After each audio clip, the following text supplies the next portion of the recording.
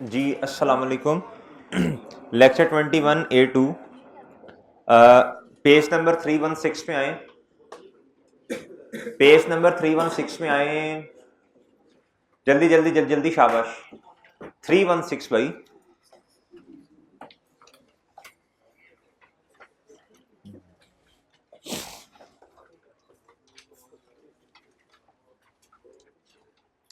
जी requirement पढ़ें। कहता है जी calculate the impairment loss. Calculate क्या करना है जी?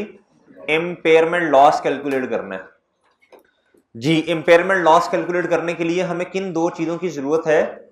एक बुक वैल्यू की जरूरत है और एक है जी रिकवरेबल अमाउंट। रिकवरेबल अमाउंट में दो चीजें हैं, वैल्यू इन यूज और fair value less cost of disposal. जी कहता है ये company has a machine in its statement of financial position at a carrying amount of rupees. जी कैरिंग अमाउंट का मतलब बताएं क्या होता है? Book value. उसकी कैरिंग अमाउंट कितनी है? 300,000। ये क्या है भैया? Book value. ये क्या है जी?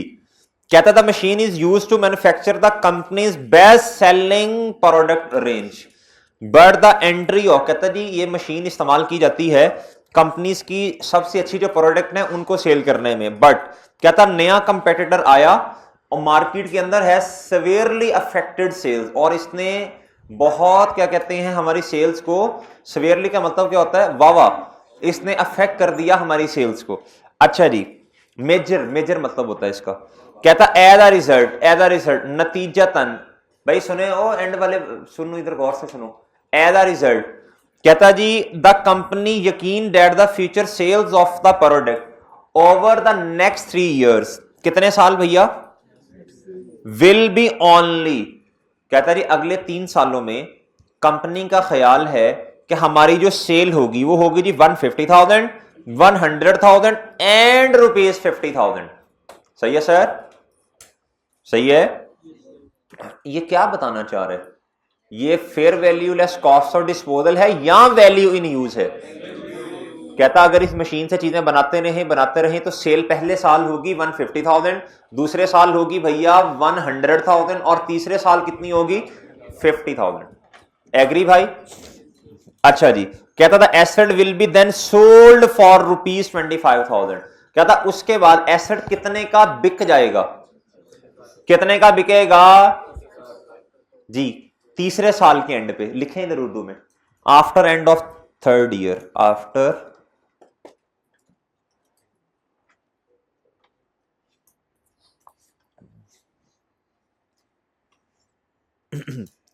कहता एन ऑफर। ये सारा डेटा जो इधर तक है, ये सारा डेटा ये किसके बारे में है? कहता an offer has been received. कहता एक ऑफर रिसीव हुई है। क्या हुआ है भैया? कहता to buy the machine immediately for ₹240,000। कहता एक ऑफर रिसीव हुई है इमीडिएटली अभी कि मशीन कितने की बेच दो? 240,000 की। But the company would have to pay shipping cost of ₹5,000। जी बोले भाई।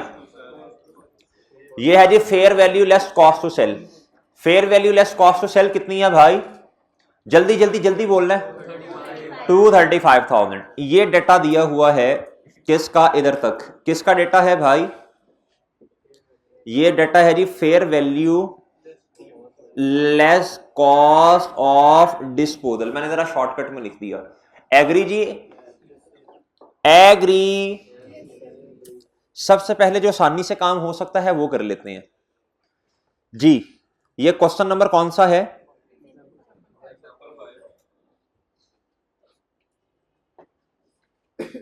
एग्जाम्पल 5। क्या है भैया?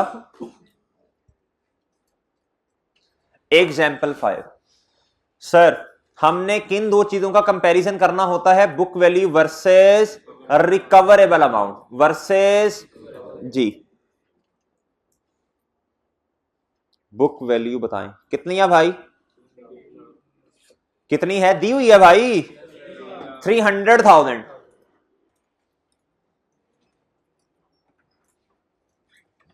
300,000 कितनी है? 300,000 भैया। वर्सेस किसके साथ कंपैरिजन है? चन फेयर वैल्यू नहीं, recoverable amount, higher of, higher of, यार देखो टाइम,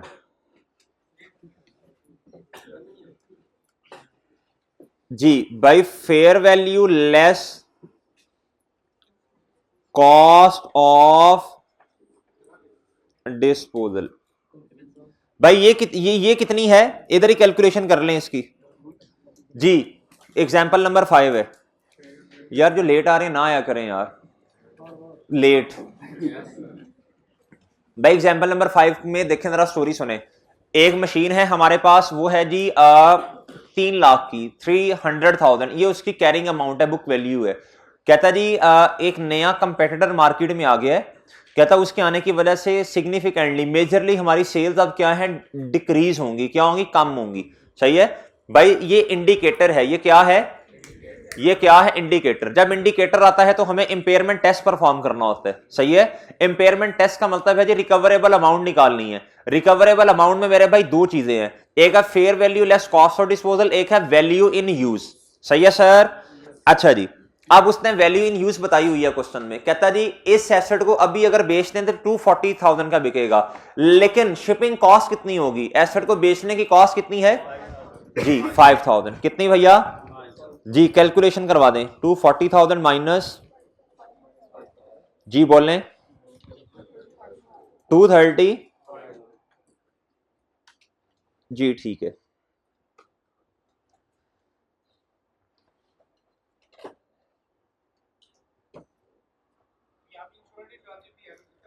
किधर सर, जी हो सकता है, अगर वो डायरेक्टली एट्रीब्यूटेबल हो है तो हो सकता है ना। डायरेक्टली एट्रीब्यूटेबल का मतलब होता है जो डायरेक्टली लिंक करता हो, क्या करता हो, जो खर्चा होना ही होना हो एसेट की वजह से। इन ट्रांजिट कुछ और होती है, इंश्योरेंस कुछ और होती है। जी अभी फिलहाल ये समझे जी, फेयर वैल्यू लेस कॉस्ट और डिस्पोजल। अगली बात सुने भाई, इंश्योरेंस इन ट्रांजिट ना, एसेट जब नया आता है तो तब आती है जी, रस्ते की इंश्योरेंस है। और अगर एसेट को बेचा और बेचने पे कोई इंश्योरेंस करवाई रस्ते की, तो वो भी फिर डिस्पोजल का पार्ट है। अच्छा भाई आगे सुने, दूसरा बताएं क्या है, वैल्यू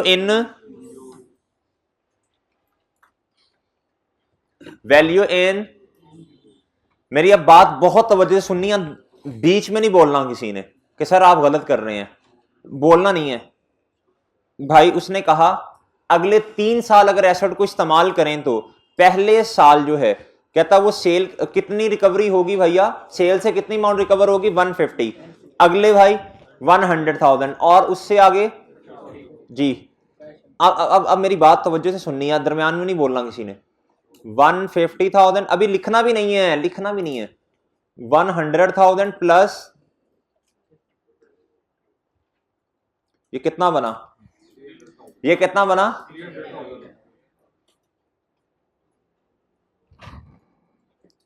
लेकिन मेरी बात सुने गौर से, लेकिन मेरी बात सुने गौर से।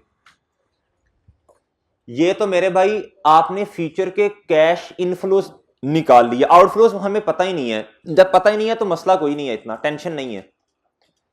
सही है सर, ये इनफ्लोज हैं।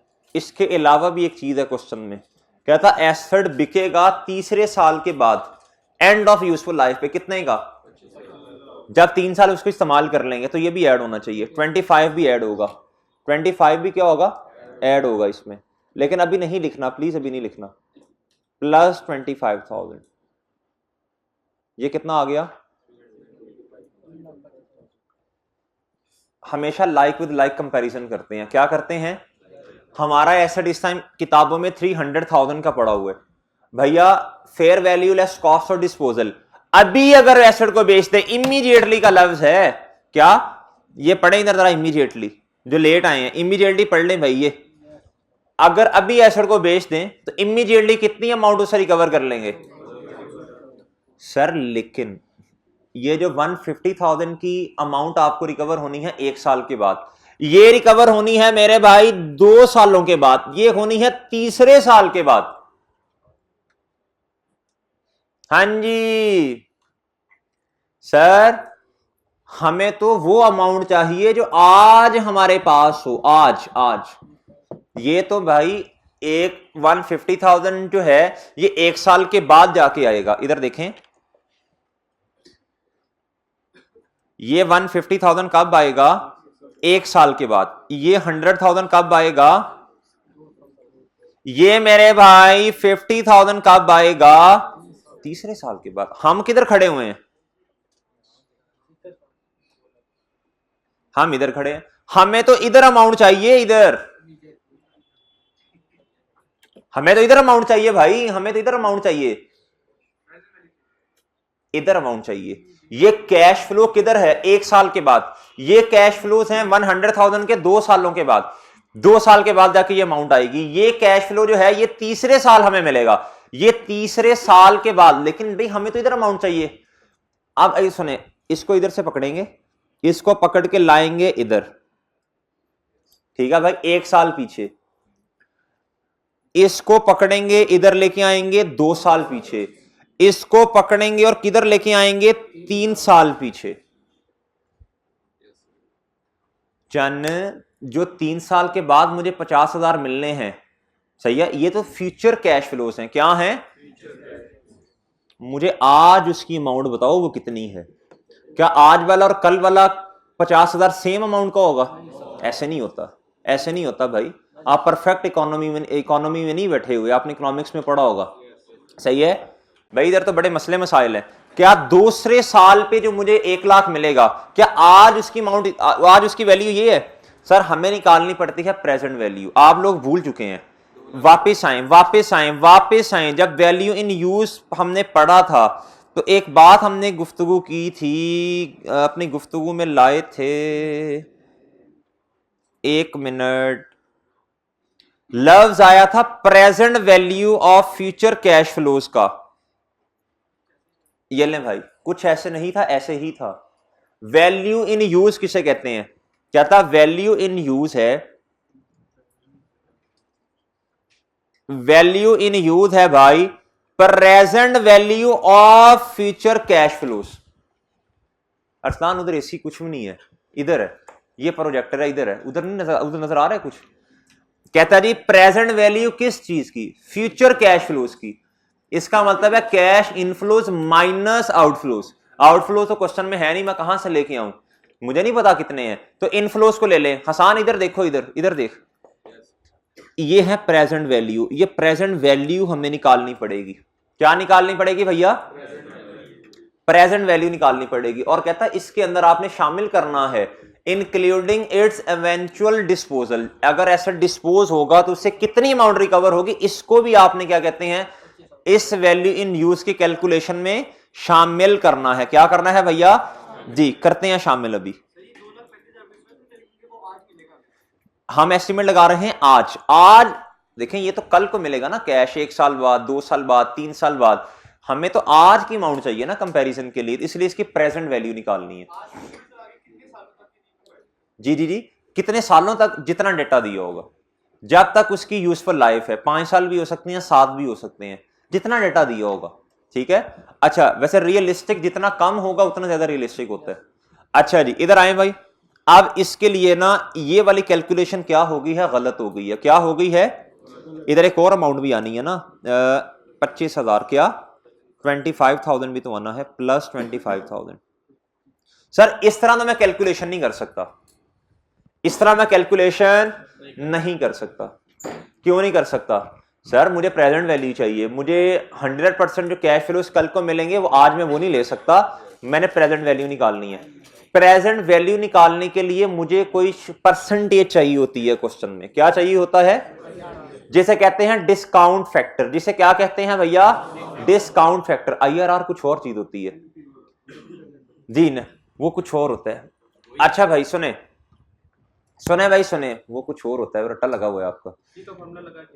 और वो तो ठीक है, लेकिन ये आईआरआर नहीं है, आईआरआर तो कुछ और है। आईआरआर छोड़े, अब क्या होता है। अच्छा सुने भाई सुने, इधर आए, सुने सुने सुने, फॉर्मूला वही है भाई। इधर देखना, इधर देख, गुफ्तगू बंद करो।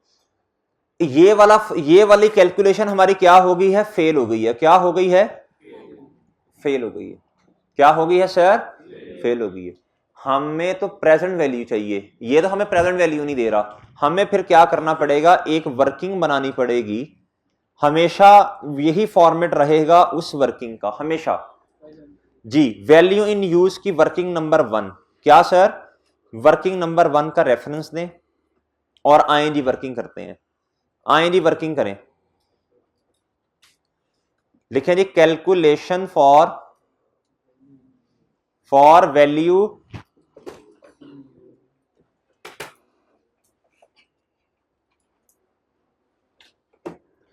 अब आपने देखना है हमारे कैश फ्लोज किधर किधर पड़े हैं भाई। पहला साल, दूसरा साल, तीसरा साल, 3 साल का डेटा है ना।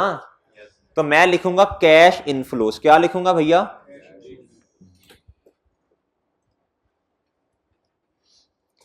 जिस जिस साल में जितना जितना कैश आना है उतना उतना लिखते जाएं जी। पढ़ें क्वेश्चन, कितना कितना कैश आना है। कहता ओवर द नेक्स्ट ईयर्स, ये कैश फ्लोज हैं जो आपको आने हैं।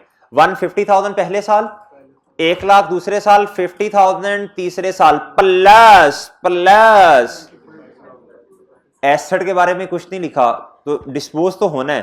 तो भैया कब सेल होगा, तीसरे साल के एंड पे ही होगा फिर जी।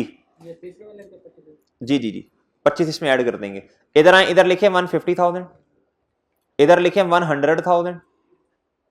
और सर इधर कितना लिखना है, इधर लिखना है प्लस। भाई बच्चे ये गलती करते हैं, ये वाली गलती करते हैं। इधर आएगा 75,000। अगर आपने इस तरह नहीं लिखना, इस तरह नहीं लिखना, इसको लैदा करना है, सेपरेट कर लें, जो दिल करता है कर लें। इधर लिखें जी 50,000। क्या, इधर आके नीचे लिख लें। ओ भाई इधर इधर इधर लिखो, inflow due to sale of asset या डिस्पोजल, जो भी लिखना है डिस्पोजल लिख लें।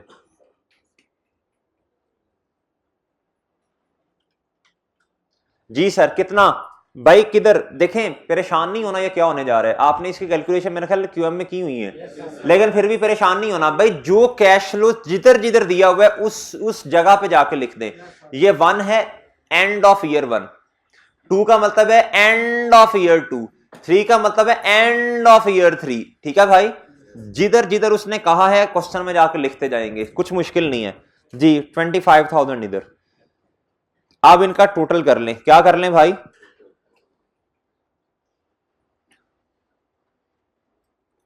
जी बताएं।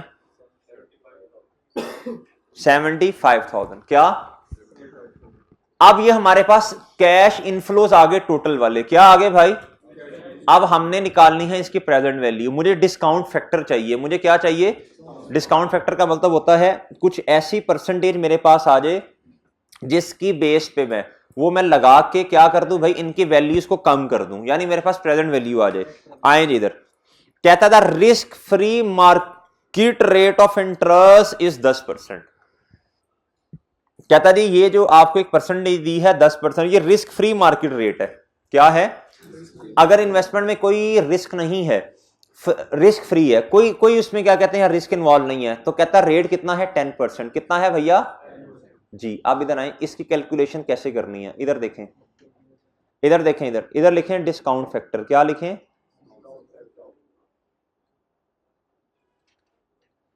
इधर देखें, मेरी बात सुने।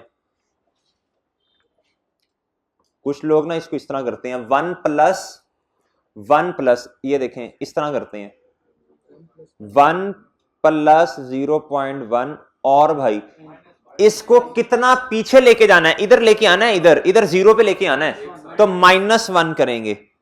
ठीक है सर, इसको कितना पीछे लेके आना है जी, इसको कितना पीछे लेके आना है।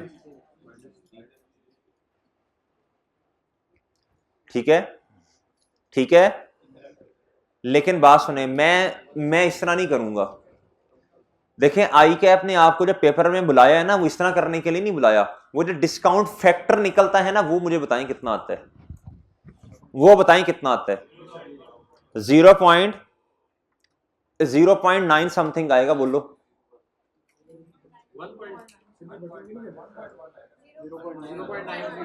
0.9 0.82 0.775 नहीं निकालना आया? जिसको नहीं निकालना आया बताएं, मैं समझा देता हूं। नहीं मजाक नहीं कर रहा, सीरियसली कह रहा हूं, नहीं निकालना आता बच्चों को ये। इधर दिखाओ भाई मुझे कैलकुलेटर, इधर देखें भाई, ये ब्रैकेट ऑन करनी है आपने, ये वाली, ये ब्रैकेट होती है इधर, ठीक है सर। 1 + 0, ये 1 + 0 1 0। अब आपने इसकी पावर ले लेनी है, पार कहते हैं जी, पावर नहीं, -1 कर दें। ये आपके पास क्या आएगा? 0.9091, ठीक है सर। ये लिखें और बिल्कुल इधर रीप्ले में जाके इधर ये वाला ये दबाएं, सही है। ये आपको इधर ले आएगा पावर पे, 2 दफा दबाना पड़ेगा। अब इसे डिलीट करें, 1 को -1 की जगह -2 कर दें, आपके पास आ जाएगा 0.8264। आ गया भाई। फिर आप इधर रिप्ले पे जाएं, एक दफा दबाएं, फिर दूसरी दफा दबाएं, आपके -2 पे ले आएगा। डिलीट करें एक दफा, इधर -3 लिखें, 0.7513। ओके है भाई, ये लें, ये पकड़ें जी। आप मेरे भाई मुझे बताएं, अब आपने क्या करना है? इधर देखें, इधर ये लिखने का नंबर है, ये वाला, ये लिखने के आपको 1 नंबर मिलेगा। इसको, ये डिस्काउंट फैक्टर लिखने का 1 नंबर मिलेगा। यार ये नहीं, देखो ना, ये क्या, ये तो आपने कैलकुलेटर में से कैलकुलेट ही नहीं करके दिया। कुछ लोग ऐसे ही करते हैं, लेकिन यार ये कैलकुलेट करें ना पूरा, ये डिस्काउंट फैक्टर पूरा कैलकुलेट करें, उस बेचारे को बताएं आपने क्या किया हुआ है जी। नहीं टाइम नहीं लगेगा, कैलकुलेटर पे 1 क्लिक और करना है, ये आ जाना है। अब आपने क्या करना है? इधर लिखा करना है नेट कैश फ्लोज। क्या लिखा करना है? इसको आपने नाम देना है ए का, किसका? और डिस्काउंट फैक्टर का नाम देना है बी का, ठीक है सर। प्रेजेंट वैल्यू आपके पास आ जाया करेगी जब आप ए को मल्टीप्लाई करेंगे बी के साथ। जी सर, ए को बी के साथ मल्टीप्लाई करें, 0.90। भाई ये ना लिखा करें, आप ये ना लिखा करें, ये 1 मिनट, ये ना लिखा करें, ये लिखा करें बस। नेट कैश फ्लोज आएंगे ए में, बी डिस्काउंट फैक्टर, मल्टीप्लाई करते हैं ए को बी के साथ, आपका जवाब आ जाएगा। बोले 136365 82 ये 56348 डन भाई जी। प्रेजेंट वैल्यू बता दें कितनी है, सबको ऐड करें ना, 275,353। ये क्या आगे भैया? ये आपकी आगे जी वैल्यू इन यूज नहीं, वैल्यू इन यूज तो ये आ गई थी, प्रेजेंट वैल्यू आ गई जी किसकी? वैल्यू इन इस्तेमाल की, ठीक है भाई जी। ओके है भाई, ये आसान है, मुश्किल नहीं है, सिर्फ आपको ये पता होना चाहिए मैंने इस वर्किंग के अंदर 1 2 3 4 5 को किधर लेके आना है? 0 पे लेके आना है। कितने साल पीछे लेके आना पड़ेगा? 1 है तो -1, 2 है तो, अच्छा अजम्पशन ये ली जाती है कि जो कैश आपको आना है एंड ऑफ द ईयर पे आना है। क्या आना है? एंड, ये एमएफए का टॉपिक है खैर ये वाला, ठीक है। एंड ऑफ द ईयर क्या आना है भैया? कैश आना है। ये है मेरे भाई दूसरे साल के एंड पे ये जो कैश आ रहा है, ये इसको किधर लेके जाना है? 0 पे, -2 करना पड़ेगा। ये जो तीसरे पे है इसको किधर लेके जाना पड़ेगा? -3 करना पड़ेगा। ओके ठीक है भाई। अच्छा जी, अब सर इसको किधर लिखना है? 275353 को लिखें जी इधर, 275353। सर हायर क्या है दोनों में से? हायर बताएं जी। इधर लिखते हैं भैया हायर, इसके आगे लिखे हायर 275। जी जी साल के एंड पे, साल जी वो भी साल के एंड पे होगी। अच्छा जी, वो तो इधर होगी ना आपके पास जीरो पे, वो बुक वैल्यू तो आपके पास इधर होगी जीरो पे। ये जो कैश फ्लोज हैं या इनफ्लोज या आउटफ्लोज हैं, ये साल के एंड पे, पहले साल के एंड पे, दूसरे साल के एंड पे, तीसरे, इसलिए तो इसे -1 करना है, दूसरे वाले को -2 करना है। ठीक है, अच्छा जी, अब मुझे बताएं भाई, किताबों के अंदर वैल्यू है, book value 3 lakh. Sir recoverable amount, ये नहीं कहना चाहते रिकवरेबल अमाउंट में दो चीजें हैं भाई, रिकवरेबल अमाउंट का मतलब ही हायर ऑफ है, उसके अंदर दो चीजें हैं, लेकिन जवाब जब बताएंगे ना, ये नहीं कहना सर जी बड़ा छोटा ये आ गया बस ठीक है, ये रिकवरेबल अमाउंट जो हायर है वही है। जी बताएं जी, कितना?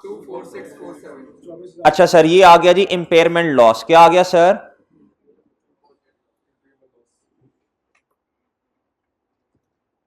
कितना? 24647। ओके सही है जी। अब मेरे भाई जब हम ये इतना कम कर देंगे, इतना इंपेयरमेंट लॉस कम कर देंगे, सॉरी इतनी अमाउंट से एसेट को कम करना पड़ेगा ना, तो मुझे बताएं अब हमारा एसेट, उसकी बुक वैल्यू कितनी है? ये बराबर होगी किसके? Recoverable amount. जी बताएं कितना है? इस तरह करते हैं ना इसे, 3 लाख माइनस, आप सुने भी क्वेश्चन किस किस तरह आते हैं, हमसे रिकवरेबल अमाउंट की कैलकुलेशन भी करवा सकते हैं, रिकवरेबल अमाउंट के अंदर सिर्फ वैल्यू इन यूज की कैलकुलेशन भी करवा सकता है। हमें कहता है जी सारा काम हमने करना है, कहता है जी आपने इंपेयरमेंट लॉस बताना है कितना है। भाई इंपेयरमेंट लॉस तब भी बताएंगे ना जब रिकवरेबल अमाउंट हम कैलकुलेट कर दें, जब बुक वैल्यू कैलकुलेट कर दें, सही है। और फिर हमें कहता है आखिरी, इस तरह भी कह सकते हैं, कहता जी बताएं बुक वैल्यू आफ्टर इंपेयरमेंट बताएं कितनी है, वो ये है, सही है। और बड़ी सिंपल सी बात है यार, अगर बुक वैल्यू ज्यादा है और रिकवरेबल अमाउंट कम है, तो आप बुक वैल्यू जो है आफ्टर इंपेयरमेंट वो यही होगी ना यार, वो यही होगी, सिंपल बात है। ठीक है सर, ओके ओके। अच्छा मैं एक बात तो बताएं जरा मुझे, जाएं किधर, कितने मेरे सर की सर 11:15 पे, 8 मिनट पड़े हैं, बैठ जा, एक चीज समझने दे, एक चीज समझाने दे, इधर आए भाई, इधर आए जरा, जी जी पिक ले लें, पिक ले लें एडमिन भाई। अच्छा ओ भाई इधर सुने जरा, बात सुने गौर से, ये तवज्जो वाली बात है। आपको पता है एनमिटी फैक्टर भी किसी चीज का नाम है? एनमिटी फैक्टर, एनमिटी फैक्टर का नाम सुना है आपने कभी? बट्टा शट्टा लगाया हुआ है। अच्छा इधर आए जरा, मैं क्या करता हूं, ये मैं ऐसी वर्किंग करने लगा हूं, ऐसे बिला वजह, ये है जी वैल्यू इन यूज की वर्किंग, क्या है? 1 2 3 भैया, कैश जो है ना, कैश, नेट कैश फ्लो निकाल दी, नेट कैश फ्लो लिखने लगा हूं मैं, क्या लिखने लगा हूं? इसका मतलब मैंने नेट लिख दिया ना। इधर है 50,000, इधर भी है 50,000, इधर भी कितना है? 50,000, इधर भी कितना है? 50,000। सर डिस्काउंट फैक्टर है,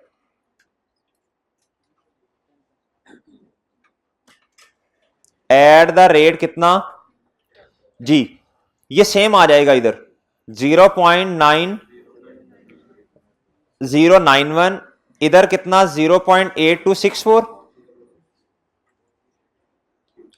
0.7513। सर ये है जी ए और ये क्या है? बी। अब मैंने भैया प्रेजेंट वैल्यू निकालनी है, क्या निकालनी है? A multiply by B. जी जरा बताते हैं कोई? 45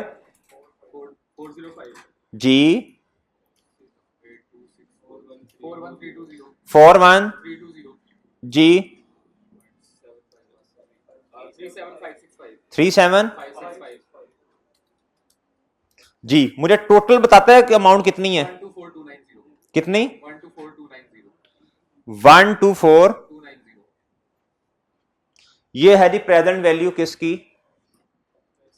वैल्यू इन यूज की। अब मेरी बात तवज्जो से सुने सर, जिधर कैश फ्लोज जो हैं वो सेम हो हर साल, सेम हो हर साल, क्या हो भाई? पिछले क्वेश्चन में देखें कैश फ्लो सेम नहीं थे भाई, पिछले क्वेश्चन में सेम नहीं थे, इस क्वेश्चन में सेम है, पहले साल भी, दूसरे भी, तीसरे भी। भाई इधर हम एक शॉर्टकट भी लगा सकते हैं क्या? अगर सेम हो, यह बात याद रखनी है, सेम का लफ्ज बोल रहा हूं बार बार। फिर हम इधर एनविटी फैक्टर भी लगा सकते हैं। क्या लगाते हैं भैया? एनविटी फैक्टर्स नहीं, कोई 12 फैक्टर नहीं लगाने, एनविटी फैक्टर जी, एनविटी फैक्टर।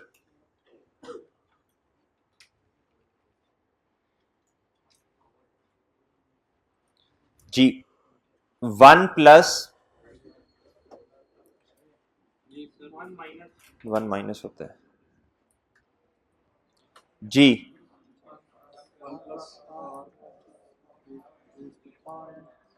जी इधर भी आर होता है, और इधर क्या?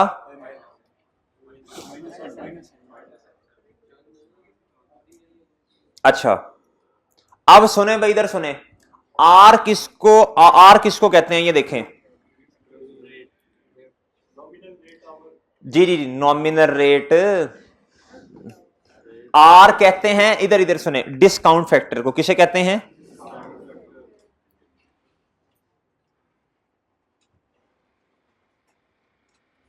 रियल रेट, नॉमिनल रेट, बस छोड़ें। आर कहते हैं किसे भैया? Discount factor. किसको कहते हैं भैया? Discount factor. कुछ बातें लिखने लगा हूं, बस जहन में रख लेनी है, क्वेश्चन में आएंगी तो अप्लाई कर देनी है। जी आपने हमेशा लेना है प्री टैक्स रेट। क्या? एक होता है पोस्ट टैक्स रेट, एक होता है प्री टैक्स रेट। हमने डिस्काउंट फैक्टर कौन से वाला लेना है? Pre tax rate. कौन सा लेना है? सही है, जिसके अंदर टैक्स का इंपैक्ट शामिल ना हो। ठीक है सर। अच्छा जी, एन क्या है? एन भाई देखें नंबर ऑफ ईयर्स क्या है भाई, इधर सुने भाई, 50,000 पहले साल भी, दूसरे साल भी, तीसरे साल भी। ये 50,000 की सीरीज कब तक सेम है? 3 साल। इधर कितना आएगा? एन क्या है? Number of year. इसे ना इंस्टॉलमेंट कहते हैं असल में। क्या कहते हैं? मैं अपने वाले क्वेश्चन में खैर समझाने के लिए क्या लिखने, इसमें कहते हैं जी इंस्टॉलमेंट। जी मैं इधर ईयर लिख रहा हूं। क्या लिख रहा हूं? जी सर जाएं, आपको रोका जा सकता है भला? अच्छा मेरी बात सुने, इस फॉर्मूला में प्लीज अप्लाई करें भाई, इधर 50,000 अप्लाई करें इस फॉर्मूला में।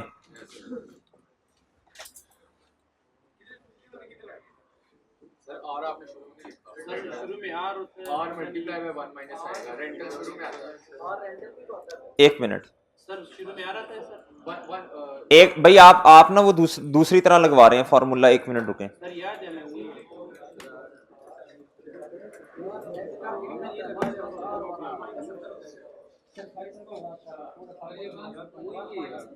आप ना फैक्टर की बात कर रहे हैं, मैं पूरे फॉर्मूले, ये असल में एनविटी फैक्टर यही है, फैक्टर यही है, लेकिन हमने, एक मिनट छोड़ें,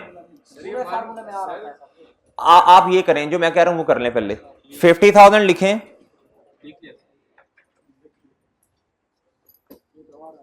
कैलकुलेटर देना।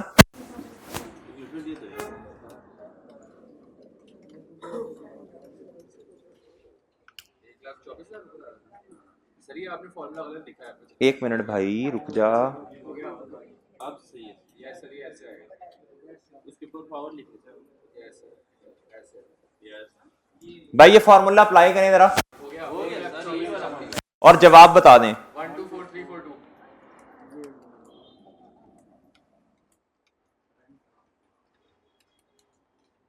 जी 124 343 करने लगा हूं भाई मैं, राउंड ऑफ। क्या?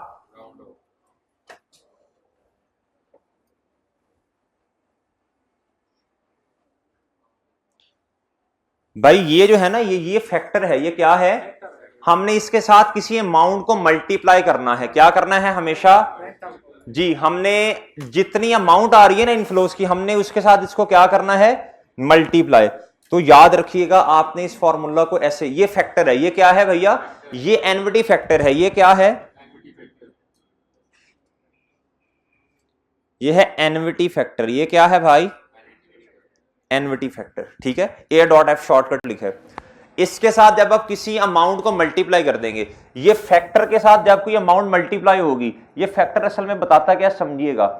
ये फैक्टर कहता है अगर डिस्काउंट है 10% का, कितने का, वो कोई रेट होगा ना, कहता जी उसको इसने कितना कम करना है, 3 साल कम करना है, सेम अमाउंट होनी चाहिए फिर कम करेगा, सही है, फिर कम करेगा। किस अमाउंट को कम करना है, जो साथ लिखी हुई है वो कितनी है, 50,000, सही है। इधर आए, इधर हमने क्या किया था, हमने 50,000 को 1 साल कम किया, फिर -1 किया था इधर, इधर हमने -2 किया क्योंकि ये 2 साल के बाद वाली है, इधर हमने क्या कर दिया, -3 किया। इस एनविटी वाले फॉर्मूला ने, एनविटी फैक्टर ने इसे डायरेक्टली कितना कर दिया कम, 3 सालों से एक ही दफा कम कर दिया। इधर भी हमारा जवाब कितना था भैया, 124,290। इधर हमारा जवाब थोड़ा सा चेंज हुआ, लेकिन कोई मसला नहीं है, वो राउंडिंग ऑफ की वजह से होता है। इधर हमने ये जो लिखे हैं ना, ये हमने डिजिट्स आगे 4 लिखे हैं, अगर आप कोई 12-14 डिजिट्स लिख देंगे तो जवाब तकरीबन सेम आ जाएगा, लेकिन लिखने की जरूरत नहीं, इतना टाइम नहीं होता हमारे पास। उससे भी आ जाता है सही, लेकिन कोई नहीं, बस इसी तरह कर लें आप। ये फाइनेंस में ये लगता है असल में। होमवर्क नोट करें भाई, अभी मैंने छुट्टी नहीं दी आपको, अभी छुट्टी नहीं दी, होमवर्क जी, एमसीक्यूज देने हैं जी, कल आपको 12 तक दिए थे। IAS 16 के एमसीक्यूज हैं मेरे भाई 13 से लेके 22 तक, ठीक है जी। एक काम ये हो गया। दूसरा काम भाई, फेयर वैल्यू की रीडिंग तो छोटी सी है, वो तो कर ही लेंगे ना आप। लर्निंग ऑब्जेक्टिव आपने पढ़ के आना है 10, कौन सा, किसका, IAS 16 का। इसके अंदर डिस्क्लोजर्स हैं, इसके अंदर क्या है सर, डिस्क्लोजर्स हैं। डिस्क्लोजर कौन से वाले सर, डिस्क्लोजर्स वो वाले, वो जो हमने बनाई नहीं है इधर, पहले ग्रॉस कैरिंग अमाउंट आती है, फिर उसमें से क्या क्या चीजें उसमें ऐड होती हैं, क्या लेस होती हैं, फिर लेस एक्यूमुलेटेड डेप्रिसिएशन होता है, फिर उसके बाद मेजरमेंट बेसिस होती हैं, डेप्रिसिएशन का मेथड है, यूजफुल लाइफ है, रेट है, फिर उसके बाद क्या होता है भैया, वो had there been no revaluation वो वाली है, फिर उससे पहले अगर revaluation has been performed by valuer, independent valuer उसका नाम आ जाता है, मूवमेंट इन रीवैल्यूएशन सरप्लस आती है, ठीक है भाई। ये सारी की सारी चीजें, और एस्टिमेट का चेंज भी, ये डिस्क्लोजर्स। उसके अलावा नीचे लिखे होंगे एडिशनल डिस्क्लोजर, क्या, कुछ एडिशनल डिस्क्लोजर भी होती हैं। ये लर्निंग ऑब्जेक्टिव 10 सारा आपने क्या करना है भाई, पढ़ के आना है, क्या करना है, रीड आउट करना है, क्या करना है भैया, रीड आउट करना है, इजीली कर लेंगे, कोई मसला नहीं है। तीसरा, ये एग्जाम्पल नंबर 5, और इसके बाद भाई एक और एग्जाम्पल भी है, ये अच्छी एग्जाम्पल है, ये बहुत अच्छी एग्जाम्पल है, ये वाली 6, पेज नंबर है सर 316। इसमें आपका लगेगा पता, ये लगेगा पता, इसमें कैश फ्लोज दिए हैं और इधर कुछ ग्रोथ की बातें कर रहा है। ग्रोथ का मतलब होता है कैश फ्लो जो है ना, ये ग्रो कर जाएंगे, क्या कर जाएंगे, शायद हो सकता अगले साल ज्यादा हो जाए। और 2 रेट्स दिए हुए हैं, कितने रेट्स दिए हैं, एक रेट दिया है इंडस्ट्री का, एक रेट दिया है बिजनेस का। भाई हमने रेलिवेंट रेट लेना है अपने से, ये डिस्काउंट फैक्टर के लिए 2 रेट्स दिए हुए हैं उसने, the growth rate over the, नहीं, the growth rate in the business is 2000 was unusual 15 where the average growth rate last years। हाँ ये ग्रोथ रेट है, तीनों ग्रोथ रेट हैं, तीनों क्या है भैया, ग्रोथ रेट है। ये आप सोचें जरा थोड़ा सा, ओ ये अनयूजुअल है लिखा हुआ है उसने, ये अनयूजुअल है, ये क्या है, अनयूजुअल है। आप सोचें ना जरा इसमें कौन सा लेना चाहिए, गलती करेंगे तो सीखेंगे। अच्छा मेरी बात सुने, जिसका दिल कर, सुने जिसका दिल करता है 10 ले ले, जिसका दिल करता है 8 ले ले, सही है, ये नहीं लेना, बस 15 नहीं लेना, लेकिन दोनों में से एक ज्यादा बेहतर भी होगा। लेकिन आज जरा सोचें जरा क्या लेना है। फिर उसके बाद इधर आए, इस क्वेश्चन में आए, उसने इनफ्लोज दिए हैं, क्या दिए हुए हैं भैया, ये इनफ्लोज नीचे दिए हैं, इनफ्लोज 1000 है, 1200 है, 1400 है, सही है भैया। नीचे भी एक इनफ्लो दिया हुआ ये वाला, कहता extra profit resulting from the upgrade. ये मुझे बताएं ये क्या है, ये वो जो टेबल था उसका पॉइंट नंबर 6 है, ये नॉट इंक्लूडेड, एक्सक्लूड वाले में है, तो मेरा नहीं ख्याल ये आएगा, मेरा नहीं ख्याल। अच्छा, और नोट 1 पढ़ें, कहता मशीन से रेलेवेंट जो कैश फ्लोज हैं वो 40% हैं, जो प्लांट से रेलेवेंट है वो कितने परसेंट है, 60। आप किसकी कैलकुलेशन कर रहे हैं, मशीन की। आप किसकी कैलकुलेशन कर रहे हैं, मशीन की कैलकुलेशन। तो मुझे बताएं, आपने 100% कैश फ्लोज ले लेने हैं या फिर आपने देख लीजिएगा जो जो आपको सही लगे, गलती करेंगे तो सीखेंगे। मैंने हिंट देता जा रहा हूं हल्का हल्का। आउटफ्लोज में आए, मेंटेनेंस कॉस्ट रेलेवेंट होती है, ऑपरेशनल कॉस्ट, भाई ऑपरेशनल कॉस्ट रेलेवेंट होती है। मेरा ख्याल है शायद ना आए, ख्याल है, बाकी आप देख ले। टैक्स पेमेंट ऑन प्रॉफिट, मेरा ख्याल है नहीं आएगा, लेकिन बहरहाल आपने अपनी तसल्ली पूरी करनी है, टेबल को सामने रखना है आपने। देखिए मैं तो गलत भी बता सकता हूं, कहता cost of increasing the machine capacity, मेरा ख्याल है शायद ना आए, लेकिन ये आपने अपनी तसल्ली पूरी करनी है, मेरी बातों पे नहीं रहना। डेप्रीसिएशन, डेप्रीसिएशन सोचना है, आज थोड़ा दिमाग लगाना है, थोड़ा सा दिमाग लगाना है सर। उसके बाद expense to be paid in respect, expense कहता है टू बी पेड, कहता है जी in respect of 20x3 accruals, और आप किसकी बातें कर रहे हैं, 4, 5, 6। कहता कि पुराना एक्सपेंस था जो कि आपने पे किया इन सालों में, ये मैंने समझाया है, डेट मैंने आपको रिसीट का भी समझाया और पेमेंट्स का भी, देख लें बार मतलब क्या करना है। हाँ तो शायद ना आए जी, ठीक है जी। भाई कह रहे हैं सर आप कॉन्सेप्ट सही कर लें अपना, ये हमारे ख्याल से नहीं आएगा जी, ठीक है सर। अच्छा भाई ये मेरा ख्याल है शायद ना आए, लेकिन आपने इसकी वर्किंग पूरी करनी है, पहले उस टेबल को पढ़ना है, फिर ये क्वेश्चन सॉल्व करना है। बहुत अच्छा क्वेश्चन है ये, बहुत ही अच्छा क्वेश्चन है ये वाला। कर आएंगे भाई, ये कर आएंगे, ये आपका कॉन्फिडेंस बिल्ड करेगा ये वाला क्वेश्चन। और एक चैलेंज आपके लिए होगा भाई, ये तो नहीं लेना ना, अनयूजुअल कभी भी नहीं लेते, इंडस्ट्री या बिजनेस में से कुछ देखना पड़ेगा। शायद आप बुक में कुछ रीड करें तो आपको मिल जाए, बुक में भी शायद कुछ लिखा हो। चलें बहरहाल आप देखें नहीं, कहता है एज्यूमिंग आपने ये प्रोजेक्शन बनानी है, प्रोजेक्शन का मतलब वैल्यू इन यूज की वर्किंग जो करनी है वो कितने सालों की बेस पे करनी है, 5 साल। कितने सालों की बेस पे करनी है, 5 सालों की बेस पे करनी है। ठीक है सर, कर लेंगे भाई। चले ये भी आपका होमवर्क है, होमवर्क में और क्या ऐड हो गया, क्वेश्चन नंबर, भाई अगर तो कैश फ्लो सेम ना हुए तो एनविटी फैक्टर नहीं लगना फिर जी। क्वेश्चन नंबर एग्जांपल 5 और 6 दोनों कर लें। अच्छा जी अभी रुके जरा, एडमिन भाई इसकी पिक ली है आपने होमवर्क की, अच्छा जी। भाई आपने बुक मैंने जितना पढ़वा दिया वो तो आपने मेरे साथ साथ पढ़ी है, सही है जी। इंशाल्लाह नहीं, अल्हम्दुलिल्लाह, इंशाल्लाह क्या जी, माशाल्लाह भाई, अल्हम्दुलिल्लाह में कन्वर्ट करें चीजों को आप जल्दी जल्दी। ये मैं आपको बताता हूं आपने और क्या पढ़ के आना है घर से आज।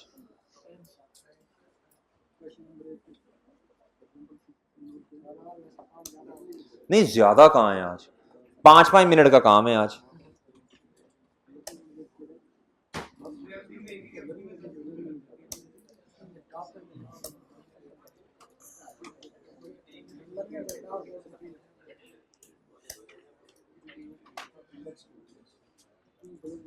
भाई ये लर्निंग ऑब्जेक्टिव 2 जो है ये वाला, ये तो मैंने पढ़वाया हुआ है आपको साथ साथ, ये तो हमने पढ़ा नहीं हुआ जी। इधर आए, ये पढ़ा हुआ है, ये पढ़ा हुआ है, बिल्कुल पढ़ा हुआ है, ये पढ़ा हुआ है जी। तसल्ली कर लें, तसल्ली कर लें। ये मेजर इंस्पेक्शन, ये भाई ये एक दफा रीड आउट कर लीजिएगा इसे, एक दफा मजीद रीड आउट कर लीजिएगा, मैं आपके जिम्मे काम लगाने लगा हूं कुछ। ये रेजिडुअल वैल्यू, डेप्रिशिएबल अमाउंट, ये सारी चीजें पड़ी हुई हैं, सारी चीजें पड़ी हैं। ये डेफिनेशन पूरी हो गई है आज कैरिंग अमाउंट वाली। ये पहले से डेप्रिसिएशन की चीजें पड़ी हुई हैं, पड़ी हुई हैं, पड़ी हुई हैं, पड़ी हुई हैं, पड़ी हुई हैं। अच्छा यार, ये जरा कंपोनेंट ऑफ एसेट पढ़ाएंगे आप पेज नंबर 121 पे, सॉरी कंपोनेंट ऑफ कॉस्ट।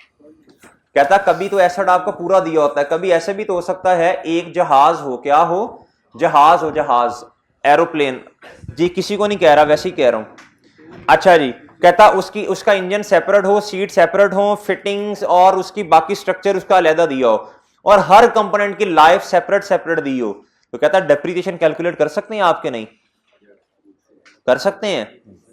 ये एक दफा बस पढ़ आइएगा, मैं खुद सॉल्व करवाऊंगा, थोड़ा अंदाजा तो हो ना आपको। अच्छा जी, ये नहीं करना, ये नहीं करना भाई। ये लर्निंग ऑब्जेक्टिव 5 हमने पढ़ा हुआ है, ये पढ़ा हुआ है भाई हमने, चेंज इन एस्टिमेट वाला, चेंज इन एस्टिमेट जी भाई। ये डिस्पोजल, डिस्पोजल, डिस्पोजल, ये आपने पढ़ के आना है। द आइटम जो है इनको किताबों से बाहर निकाल देते हैं, डी रिकॉग्नाइज करते हैं ऑन डिस्पोजल, या फिर उससे no future economic benefits are expected from its use और डिस्पोजल। ये मैं समझाऊंगा, आपने पढ़ के आना है भाई, ठीक है। ये सेल और डिस्ट्रॉय जो एसेट होता है, डिस्पोजल बाय सेल और डिस्ट्रॉय पढ़ा हुआ है भाई, निशानदही करते जाए ना, कोई चीज रह तो नहीं गई हमने, ऐसा ना हो कोई चीज रह गई हो जी। ये रिवर्स वर्किंग अभी पेंडिंग है। ये क्या है, एक्सचेंज हमने पढ़ा हुआ है, स्टेप्स भी पढ़े हुए हैं, स्टेप्स भी पढ़े हैं जी। लर्निंग ऑब्जेक्टिव 8, अच्छा ये जरा एक दफा देख लीजिएगा, ये मैंने पढ़वाया था वैसे क्लास में, मैंने साथ साथ आपने खुद भी एक दफा देखना है। ये जरा पेंडिंग है, ये पेंडिंग है, लर्निंग ऑब्जेक्टिव 8 पेंडिंग है भाई। लर्निंग ऑब्जेक्टिव 8 और 9 रह गए, ये मैं इंशाल्लाह रीड आउट करवाऊंगा, ठीक है। तसल्ली हो गई, मैंने कहा मेरी भी हो जाए आपकी भी हो जाए। लर्निंग ऑब्जेक्टिव 8 और 9 मेरे काम करने के हैं, वो पढ़वाने वाले हैं। आपने क्या पढ़ के आना है, लर्निंग ऑब्जेक्टिव 10 पढ़ के आना है, और बाकी जो होमवर्क दिया आपको जी। ओके जी, अल्लाह हाफिज।